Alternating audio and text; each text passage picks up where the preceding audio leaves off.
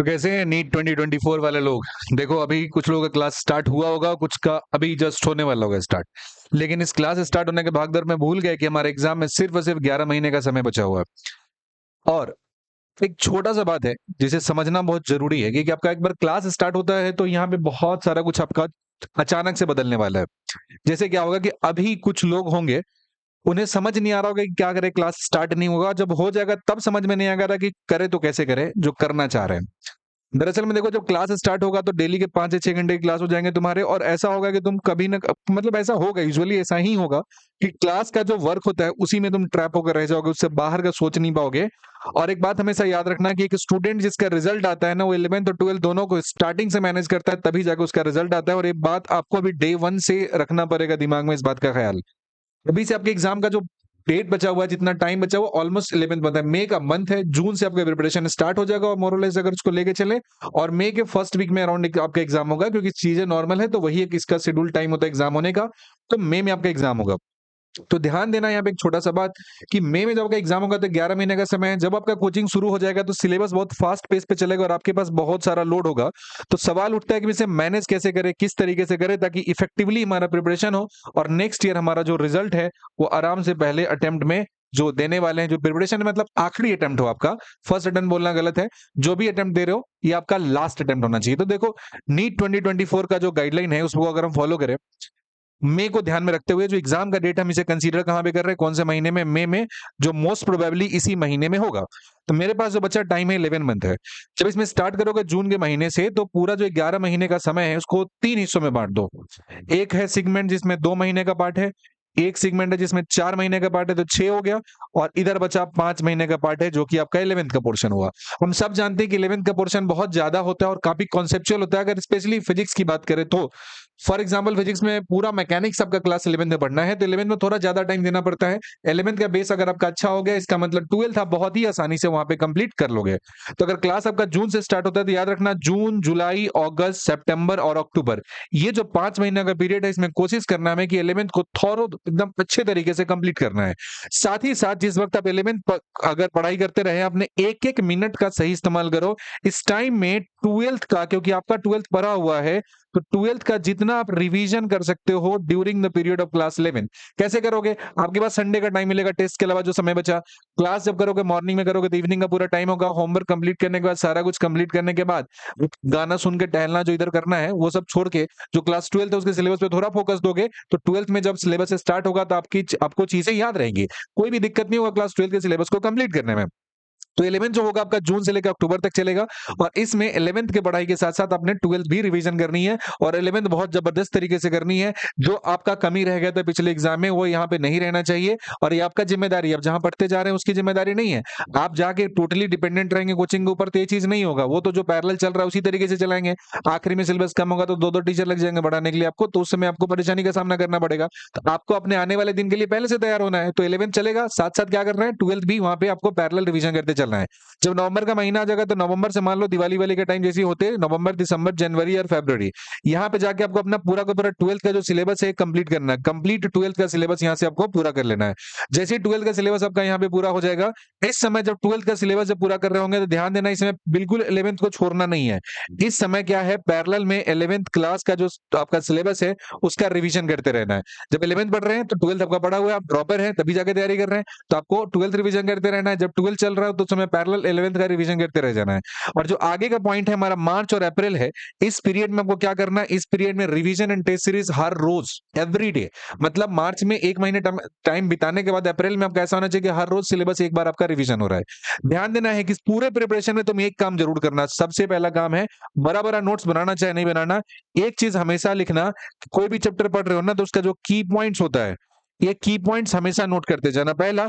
और दूसरा होता है कि जब भी आप क्वेश्चन सॉल्व करते हो ना, जब आप क्वेश्चन सॉल्व करते हो, इसमें जो भी इंपॉर्टेंट पॉइंट आपको लगता है, आपके हिसाब से, ध्यान से सुनना क्या हम कह रहे हैं, जो भी इंपॉर्टेंट पॉइंट आपको लगता है आपके हिसाब से, वो अपने लैंग्वेज में आपको नोट डाउन कर लेना है। दो चीजें करनी है, की पॉइंट्स ऐसे नोट करते जाना है, और जो भी पॉइंट्स आपने लिखा है, जो भी इंपॉर्टेंट पॉइंट्स वहां पे है, उन सबको यहाँ पे नोट डाउन करना है, जो क्वेश्चन बनाते समय आपको अपने हाथ लगने वाले हैं। तो 2 चीज़ें आपको करते जानी है, ये आगे आपके रिवीजन में बहुत ज़्यादा मदद करने वाला है। तो 11th का टाइम 11th का रिवीजन, 12th का टाइम 11th का टाइम 11th पढ़ना है, 12th का रिवीजन करना है, 12th का टाइम है 12th पढ़ना है, 11th का रिवीजन करना है और खत्म होते हमारा यहाँ पे जो आपका 2 महीना मार्च और अप्रैल एक्सक्लूसिवली प्रैक्टिस के लिए, एक्सक्लूसिवली टेस्ट के लिए है। तो सिलेबस को थॉरली वहाँ पे रिवाइज करते हुए हम उसको अच्छे तरीके से कंप्लीट कर लेंगे और तभी होगा जब सिलेबस मेरा पूरा होगा। मेरा प्राइमरी गोल होना चाहिए कि जो सिलेबस है वो अच्छे तरीके से मेरा कंप्लीट हो जाए, सही तरीके से हर एक पार्ट है मेरा कंप्लीटेड हो जाए। इसमें आगे देखना एक पॉइंट और है कि जब क्लास 11th में जाते हो तो ध्यान से सुनना बात कि क्लास 11th में आपका सबसे पहला फ्रेश स्टार्ट हुआ प्रिपरेशन का, तो उस समय ज़्यादा टेंशन देना है। टेंशन इसलिए देना है कि इसमें जो मेन टॉपिक होते हैं क्लास 11th में, स्पेशली फिजिक्स की बात करें तो मेन टॉपिक यहाँ पे होता है जो थोड़ा डिफिकल्ट कैटेगरी में आता है। तो मेन टॉपिक करना है आपको और प्लस में क्या करना है, 12th का रिवीजन करना है। और 12th का रिवीजन प्लस मेन टॉपिक आपका कंप्लीट हो चुका होगा अगले 5 महीने के अंदर में। जैसे मैकेनिक्स हो गया, कंप्लीट हो गया आपका, साउंड ऑन तो ईजी हो जाता है। केमिस्ट्री का भी पोर्शन जो 11th का होता है उसमें थोड़ा बहुत होता है जो डिफिकल्ट के पोर्शन में आता है। तो अगर ये आपका कंप्लीट रहा यहाँ पे और 12th का रिवीजन करते जा रहे हो तो 12th स्टार्ट होते समय आपको एक एज मिलेगा ताकि आप चीजों को जल्दी कर पाओ। अगला है कि क्लास 12th में जैसे इंटर कर जाओगे तो ये थोड़ा सा आसान होता है। इसमें क्या कर सकते हैं, इसमें हम टाइम निकाल के क्या कर सकते हैं, इसमें हम लोग प्रैक्टिस पे टाइम दे सकते हैं। जैसे यूनिट वाइज टेस्ट हो गया, हाफ सिलेबस टेस्ट हो गया, केमिस्ट्री का हाफ सिलेबस टेस्ट हो गया। तो ये हम 12th में, क्योंकि पोर्शन हमारा थोड़ा इजी हो जाएगा और हमने 11th पढ़ते समय 12th का जो पोर्शन था उसका रिवीजन किया था, तो उस समय इस समय का जो भी हमारे पास फ्री टाइम होगा उसका यूज प्रैक्टिस पे करना है। तो सब्जेक्ट पढ़ने में आपको टाइम कम लगते हैं और जो भी टाइम बचता है उसे प्रैक्टिस पे यूज करोगे। और हमेशा याद रखना कि आपके पास अवेलेबल एक एक मिनट का जब एप्रोप्रिएट तरीके से यूज करोगे भी जाके एक बेहतरीन रिजल्ट है एक्सपेक्ट कर सकते हैं, अदरवाइज नहीं। ध्यान देना है कि जैसे ही अभी क्लास स्टार्ट होगा तो बहुत से लोग पागल हो जाएंगे। कुछ लोग ऑफलाइन में इनरोल करेंगे, कुछ लोग ऑनलाइन में इनरोल करेंगे, ऑनलाइन ऑफलाइन साथ करेंगे। तो प्लीज अंडरस्टैंड, खिचड़ी बनाओगे रिजल्ट नहीं आएगा। So be specific with your resources जो इसको फॉलो करने वाले पढ़ने के लिए। रिसोर्सेज क्या क्या फॉलो करना है, पहला अपना जो सबसे इंपॉर्टेंट चीज है वो एनसीईआरटी है, कभी इसको कॉम्प्रोमाइज नहीं करना है। बायोलॉजी में आपका जो दिया है बॉटनी और जूलॉजी लाइन बाय लाइन एकदम बाय हार्ट पूरा याद होना चाहिए। साथ ही साथ जो केमिस्ट्री होता है उसके लिए ऑर्गेनिक और इनऑर्गेनिक के लिए आप टोटली रिलाई कर सकते हो एनसीईआरटी पे। फिजिकल प्रैक्टिस का पोर्शन होता है एनसीईआरटी से थ्योरी पढ़ के सवाल बनाना, लेकिन इनऑर्गेनिक और ऑर्गेनिक आपके फिंगर टिप पे याद होनी चाहिए। दूसरा, आप जहां का भी एडमिशन लगो, बीट ऑनलाइन और ऑफलाइन, आपको वहां पे डीपीपी प्रोवाइड की जाएगी। और जो डीपीपी प्रोवाइड कर जाएगी, याद रखिएगा, वो प्रैक्टिस का एक बहुत बेहतरीन जरिया होता है। हर रोज का डीपीपी आपको बनाना है, हर रोज का होमवर्क बनाना है। आई नो कभी कभी ये काफी बर्डन हो जाता है, चीजों हम टाइम पे कंप्लीट नहीं कर पाते हैं, लेकिन आपको याद रखना है कि आपके पास सिर्फ 11 महीने हैं और अगले साल आपको रिजल्ट लाना है और आपको मेडिकल कॉलेज जाना है। So you have to practice DPP each and every day, जितना आपको टारगेट मिलेगा। जिस कोचिंग में पढ़ोगे उसके मॉड्यूल मिलेगा, नो डाउट इसके मॉड्यूल होते काफी स्टैंडर्ड। 2 रेप्यूटेड कोचिंग है जिसके मॉड्यूल एकदम वर्षों से चलते आ रहे हैं, सबको पता है नाम, एक एलन है दूसरा आकाश है। तो जो इसके मॉड्यूल है, जिसमें से कहीं भी पढ़ते हो तुम, तो इसके अगर मॉड्यूल मिलते हैं तो उसके सारे सवाल को काफी ईमानदारी के साथ बनाओ, प्रैक्टिस करो, मल्टीपल टाइम्स बनाओ। इससे क्या होगा, कॉन्सेप्ट्स तुम्हारे खुलेंगे और क्वेश्चंस होते हैं काफी वेल रिसर्च्ड होते हैं और एरर फ्री होते हैं। तो बना के अगर क्वेश्चन को सॉल्व कर पाते हो तो काफी कॉन्फिडेंस आएगा। और जब ये सारी चीजें हो जाती है तो that should be followed by the test paper. Test paper को अगेन एंड अगेन बनाना है। जो भी आपका कोचिंग में टेस्ट होता है, जहां भी पढ़ते हो टेस्ट होगा, जहां पे वीकली टेस्ट होगा, कहीं पे मंथली टेस्ट होगा, जो भी टेस्ट देने जाओ हमेशा याद रखो कि ये मेरा फाइनल एग्जाम है, इसको एकदम बेहतरीन फोड़ना है। क्योंकि ध्यान रखना, कोई भी इंसान जब एक एक पॉइंट अपने परफेक्शन की तरफ बढ़ाता है तभी जाके एक बेहतरीन स्कोर फाइनल एग्जाम में कर पाता है। तो हर एग्जाम में जो भी टेस्ट है आपका, उसमें बेस्ट देने की कोशिश करो, फुल मार्क्स स्कोर करने की कोशिश करो, अपने आप को डेडलाइन दो। और इससे क्या होगा कि तुम्हारा कैपेसिटी और तुम्हारा एबिलिटी और साथ में नॉलेज सब इनहेंस होगा और फाइनल एग्जाम में तुम गर्दम एकदम तगड़ा स्कोर कर दोगे। इसके बाद जब आगे बढ़ जाते हैं, क्या क्या नहीं करना है। जब भी पढ़ाई करते जा रहे हो तो सिर्फ और सिर्फ क्लास पे डिपेंड मत करो। क्लास जो चल रहा है पैरेलल चलने दो, उसके बाद एडिशनल रिवीजन पे ज्यादा ध्यान दो। बिकॉज आप पढ़ते कितना इंपॉर्टेंट नहीं है, पढ़ने से ज्यादा आप चीजों को रिवाइज कितना करते हो, याद कितना रखते हो, ये सबसे ज्यादा इंपॉर्टेंट है। सिर्फ क्लास में नहीं डिपेंड रखना है, क्लास में जो चल रहा है वो तो चल रहा है, क्लास के अलावा आपको जो भी चीजें हैं उसको रिवाइज करना है, जो भी टाइम मिले उसका सही तरीके से यूज करना है। इसके बाद होता है कि कभी भी जो क्रैश कोर्स वन शॉट होता है, इस सब पे डिपेंड नहीं करना है। आपको आपका ये होना चाहिए कोशिश कि पूरे सिलेबस को थॉरली अगले 5+3 8 महीने में, 9 महीने में कंप्लीट कर ले। 5 4 9 और 2 महीने में प्रैक्टिस। तो पूरा को थॉरो होना है, ये वन शॉट में नहीं जाना है, इस सब में नहीं जाना है। चीजों का एनालिटिकल अप्रोच डेवलप करना है। नहीं समझ में आती है तो जो आपके फैकल्टी हैं, जो आपके रिस्पेक्टिव टीचर है, उनसे जाइए, बात कीजिए, उनसे अपना प्रॉब्लम है उसका सॉल्यूशन मांगिए।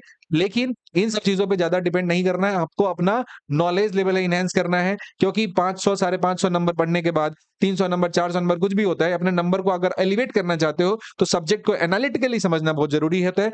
और ध्यान रखना कभी ब्रेक का भी तुम्हारे पास कोई ऑप्शन नहीं है, तुम्हें डेली काम करना पड़ेगा और अपने एबिलिटी के हिसाब से मैक्सिमम काम करना पड़ेगा, जिसमें किसी भी तरह का कोई लैक नहीं हो। ऐसा नहीं लगना चाहिए कि आज हम पूरे दिन पढ़ सकते थे लेकिन पढ़ाई नहीं किया, ये फीलिंग तुम्हारे अंदर कभी नहीं आनी चाहिए। ये होना चाहिए कि आज हमने जबरदस्त पढ़ा, आज हमने टारगेट इतना सेट किया था लेकिन काम इससे ज्यादा किया। So being consistent is more important. हर रोज का काम हर रोज करना जरूरी है। और नेक्स्ट पॉइंट होता है, कभी-कभी लोग पूछते हैं कि apart from all this things I need a book. अगर तुम किसी बुक को फॉलो करना चाहते हो तो एक डीसी पांडे सर की बुक आती है, ऑब्जेक्टिव फिजिक्स आती है। ये क्लास 11 की एक वॉल्यूम है, क्लास 12 की एक वॉल्यूम है, आप इसे ले सकते हो। लेकिन आई डोंट थिंक इसकी जरूरत पड़ने वाली है, क्योंकि आप जिस कोचिंग में पढ़ते हो, जहां भी पढ़ते हो, आपको सफिशिएंट मटेरियल मिल जाता है, क्वेश्चन बैंक मिल जाता है, प्रैक्टिस के लिए पेपर मिल जाता है। तो उसके बाद किसी किताब की जरूरत नहीं होती है, आपका जो रिक्वायरमेंट है वहीं से फुलफिल हो जाएगा। अगर अपने आप को अगले 11 महीने अच्छे तरीके से बांध के संभाल के एकदम जबरदस्त तरीके से पुश करते हुए मेहनत करवाओगे, तभी जाके मई में होने वाले एग्जाम, जो पहली संडे को एग्जाम होगा, उसमें गजब का रिजल्ट तुम्हारा आएगा। इसमें अभी के टाइम में एक दिन की भी गलती, एक दिन का भी मिस्टेक आपको बहुत महंगा पड़ सकता है। सो प्लीज बी रिमेंबर, आपके पास टाइम ज्यादा नहीं है, आपके पास टाइम सिर्फ और सिर्फ 11 महीने है। सो लग जाओ, आज से एक एक दिन तुम्हारे लिए इंपॉर्टेंट है। और अपना तैयारी तुमको खुद से सोच के प्लान करके करना पड़ेगा, क्योंकि वो इंसान जो हर की बात सुनता है, भीड़ की तरह फॉलो करता है, उसका रिजल्ट नहीं आता है। 21 लाख स्टूडेंट में 50,000 का रिजल्ट आएगा, 20 लाख 50,000 स्टूडेंट का नहीं होगा। तो वो लोग होंगे जो अपना दिमाग कभी नहीं यूज किए होंगे, अपने रिजल्ट के बारे में नहीं सोचते हैं। तो ध्यान रखना है, आपको रिजल्ट चाहिए, इसके लिए डे नाइट आपको मेहनत करना पड़ेगा। कोई शॉर्टकट नहीं होता है, किसी और के कराने से नहीं होगा। आप मेहनत करोगे, आपका रिजल्ट आने से कोई नहीं रोक सकता है। So wish you all the very best. Bye bye.